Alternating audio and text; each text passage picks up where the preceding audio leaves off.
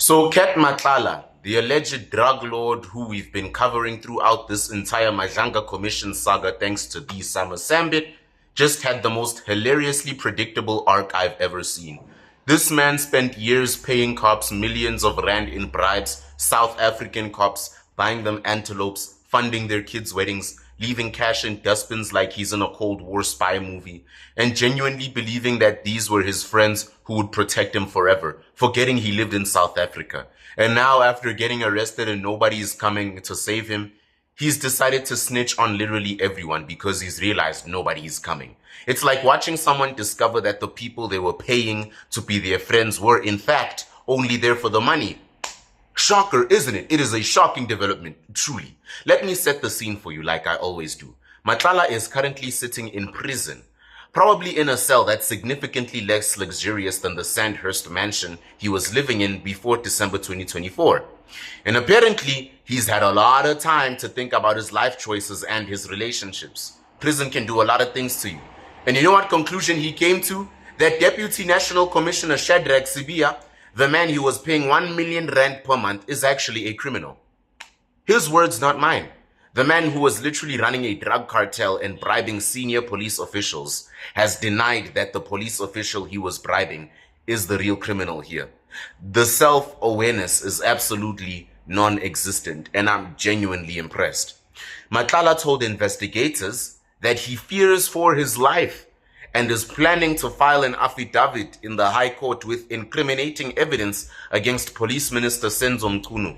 He's frustrated and angry with Sibia, calling him a criminal who failed to protect him despite all the financial support Matlala provided to him. So let me get this straight. You paid a cop millions of rand in bribes so that he would protect you from legal consequences for your crimes. And now you're mad that the corrupt cop you corrupted isn't being corrupt enough to save you from the consequences of your corruption. The entitlement is truly breathtaking. What makes this even stranger is that Matlala apparently told investigators that he realized that Mchunu, Sibia, and other associates of theirs were using him to fight their own battles, but weren't helping him anymore. Brother, they were using you? You were literally buying their loyalty with cash and livestock. I don't know if that's friendship or if that's employment. And apparently, Matlala was a terrible boss because his employees just quit and left him to deal with his own legal problems like some kind of peasant who has to face consequences for attempted murder and money laundering. The way people turn on each other in this world is crazy. But here's where it gets absolutely golden. Matlala told someone named Mokhotsi that he's going to tell everything about the minister. And he knows he's not safe because he sent that message. So he threatened to snitch, realized that threatening to snitch makes you a target, and then decided the best course of action was to actually snitch to investigators while simultaneously filing it in court where everyone else can see it. This is not a man with a solid self-preservation strategy. This is a man who's watched way too many movies where the guy who cooperates with investigators gets witness protection and a new life in Nebraska or Alaska or something, and forgot that this is South Africa where the witness protection program is good luck, bro. Try not to get got. The Madlanga Commission played excerpts from a 4-hour recording of Matlala confessing to investigators, and honestly, I would pay good money to hear that entire thing. 4 hours of a drug lord explaining in detail how he corrupted the police force while simultaneously complaining that the police he corrupted weren't corrupt enough. It's like a masterclass in cognitive dissonance. One of the excerpts revealed that Matlala attended Sibia's son's wedding in a Rolls Royce and gifted 300,000 rand in cash, just casually rolling up to a police official's son's wedding in one of the most expensive cars on earth and handing over 300,000 rand like you're tipping a valet. And somehow, he thought this relationship was going to end well for him. When asked how he knew Sibia, Matlala's response was, "Oh, he's a criminal himself. Sibia, he's a criminal." The irony of a man facing charges for attempted murder, money laundering, and defeating the ends of justice, calling someone else a criminal, is so thick, you could cut it with a knife. It's like if Pablo Escobar got arrested and his defense was, yeah, but have you seen what the cops are doing?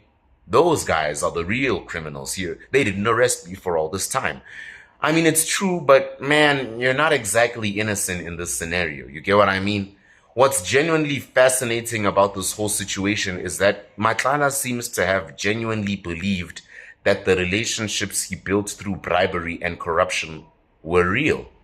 He talks about feeling frustrated and angry that Sibia didn't protect him, like they were childhood friends who had a falling out rather than a criminal and a corrupt cop engaged in a mutually beneficial illegal arrangement. He thought paying someone 1 million rand per month guaranteed created loyalty, when really it just created dependency. And the second he couldn't pay anymore because he got arrested and his assets got frozen, that dependency evaporated and he was left completely alone, wondering why absolutely nobody loved him. The Madlanga Commission also heard ballistics evidence that connected multiple high-profile killings to the same AK-47. Hey, which is exactly the kind of thing you'd expect to come out when a drug lord starts cooperating with investigators. So they are not just getting financial corruption evidence anymore. Now they're getting bodies. Murders are getting solved. Criminal networks are being exposed. All because one guy got arrested, and immediately realized that the people he thought were his friends were actually just people he was paying to commit crimes on his behalf. And apparently, even more witnesses are coming because guess what? Watch this. A new witness is expected to testify about Molefe's arrest today. And the commission heard evidence linking Minister Mchunu to both Matlala and Molefe, which suggests this whole thing is way bigger than one drug lord and his pet cops. This is an entire network of corruption, and it's all unraveling because Matlala got arrested and decided that if he's going down, everyone's going down with him. It's the legal equivalent of a kid getting caught for something and immediately telling the teacher, well, they did it too. Some of the hearings are now being held on camera, which means behind closed doors because the testimony is so sensitive that they cannot risk it being public. That's how bad it is. Justice Madlanga pointed out the new names that keep being mentioned in witness statements, and these people are now being invited to testify, which means this is snowballing, avalanche effect, guys. Every person who testifies implicates 3 more people, who then have to come testify and implicate 3 more people, and so on. You get what I mean? It's like a pyramid scheme, except instead of selling essential oils, everyone is exposing corruption. Everyone's just having their go at it, taking people out. The funniest part of all this is that Matlala genuinely thought he was untouchable at one stage. The man was so confident in his protection that he was openly bragging to investigators about the bribes he paid and the officials he owned. He rolled up to police officials' sons' weddings in a Rolls Royce. He gave people 20 antelopes as gifts. He was living his best life as a connected businessman who happened to run a drug cartel on the side.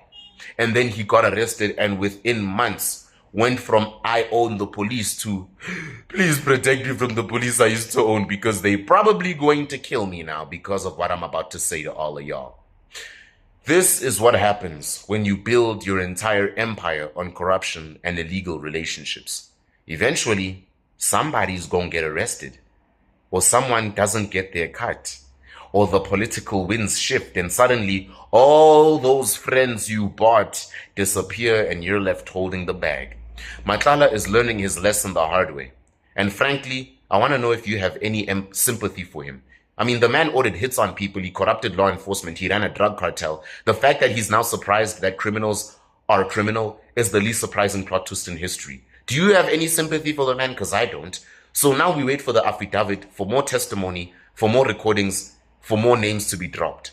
And through it all, Matlala will be sitting in prison, probably writing his memoir titled, How I Learned That Paying People Millions of Rands per Month Doesn't Actually Make Them Your Friends, a cautionary tale. It would be a bestseller, honestly. I'd read it, but only if he includes the chapter about the 20 antelopes, because I still need someone to explain what the thought process was there. You know what this corrupt police official needs? I know, some endangered wildlife. That'll seal our friendship forever. Absolutely incredible. This whole saga is the best argument for why crime doesn't pay that I've ever seen. Because even when it does pay 1 million rand per month, 360 million rand in this luxury penthouses, you still end up in prison snitching on everyone because it turns out money can't actually buy loyalty. Who could have possibly predicted this outcome? Everyone. Everyone could have predicted this. Do you feel sympathy for Vusi Ket Matlala? You tell me. Like, share, and subscribe. And like always, let's hit 100K before December. I'll see you next time.